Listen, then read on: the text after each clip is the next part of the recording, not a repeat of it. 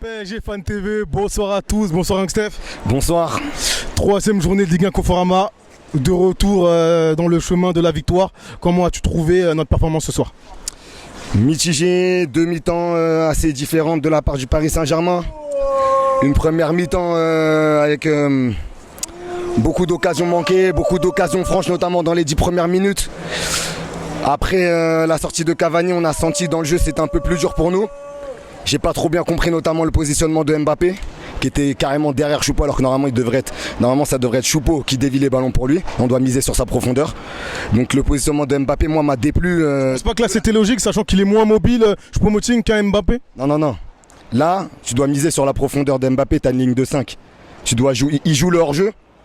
Bah, on rentre dans leur jeu. Mbappé, on sait que la profondeur c'est son point fort et la défense de Toulouse elle était très lourde un peu. Ils n'étaient pas très rapides les mecs.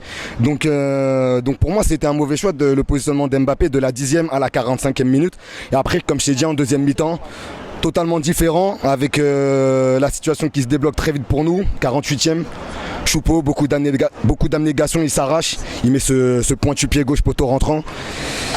C'était un but un peu salvateur parce qu'on était sorti un peu frustré de cette première mi-temps. Et il fallait que le match s'ouvre pour nous vraiment et qu'on s'ouvre le chemin de la victoire.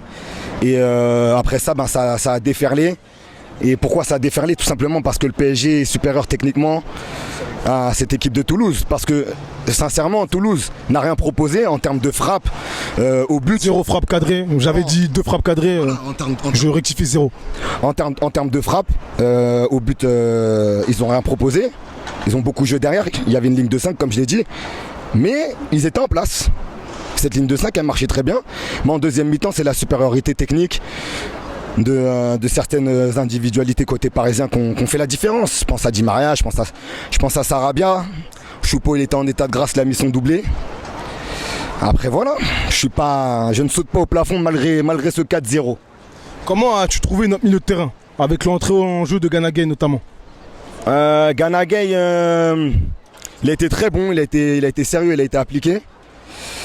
J'ai beaucoup aimé sa partie, puis il est monté crescendo au fur et à mesure de la partie, même si on a senti qu'en fin de match il a commencé à avoir des crampes, ce qui peut se comprendre, mais Gana Gueye c'est de bon augure, et puis on voit surtout la différence quand Paris joue avec un vrai 6 devant la défense, donc voilà quoi.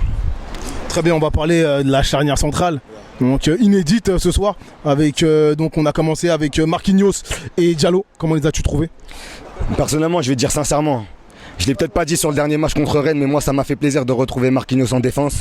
Le vrai poste de Marquinhos en défense, ce n'est pas au milieu de terrain, alors même si au milieu de terrain il s'en sort très bien, mais faut qu'il revienne à ses premiers amours, et ses premiers amours c'est en défense. Donc très content de le revoir aligné en défense. Il a fait une belle partie, 250e match en rouge et bleu, et c'est lui qui a fini ce festival de buts. Donc voilà, après moi j'ai mes bémols là-dedans, c'est pas une soirée totalement parfaite pour moi. Je perds Diallo sur blessure, apparemment il a eu des vertiges. Avant ça je perds Cavani qui s'est claqué, sûrement en jouant un hors-jeu inutilement, il aurait peut-être dû arrêter son mouvement. Et puis je perds Mbappé sur une vitesse de pointe mal réglée, pareil, un autre claquage. Voilà, j'aurais vu le petit Zagré, le petit Zagré, on nous dit tous que c'est un crack. J'ai vu qu'il a fait apprécier sa technique sur les dernières minutes, mais je suis quand même mitigé par rapport à ce 4-0 au vu des blessures. Continue. Au vu des blessures, parce que voilà, il y a la Ligue des Champions qui se profile. Cette semaine, on va avoir le tirage au sort des phases de poule. Et voilà, la direction décide de ne pas faire jouer Neymar. Jusqu'à quand? Et on perd Cavani sur blessure, on perd Mbappé, c'est des claquages, et ça se résolue pas en un claquement de doigts, tu vois. Donc je vais rebondir sur ce que tu dis par rapport à Neymar. On arrive en fin de mercato, dernière semaine. Est-ce que tu penses qu'il va rester? J'ai envie de te dire, c'est la semaine ou pas de tous les dangers. Va-t-il rester, va-t-il partir? Moi, mon point de vue n'a jamais changé. J'aimerais qu'il reste. Donc